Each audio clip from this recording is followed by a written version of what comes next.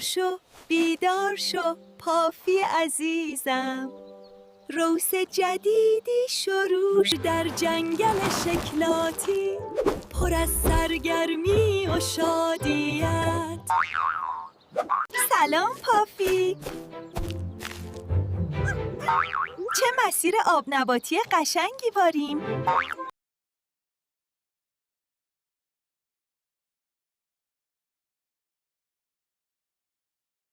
نگاه کنید، ما باید به آنجا برویم.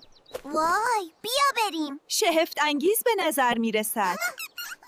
سه دوست کوچولوی بامزه، راه زاه خود شدن، بپر بالا کوچولو. این خیلی بزرگه. چطوری بریم بالا؟ نگران نباشید، من یه فکری دارم.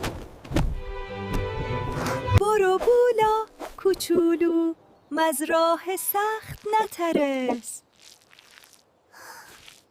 وقتی با هم هستید دنیا مثل خاک رس نرم است.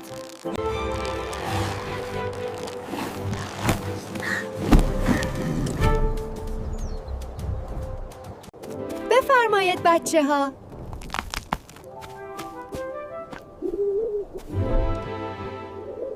بیا با هم قسمتش کنیم. دوستی یعنی شادی، شیرین مثل شکلات. وقتی با هم میخندیم دنیا پر از شادی است.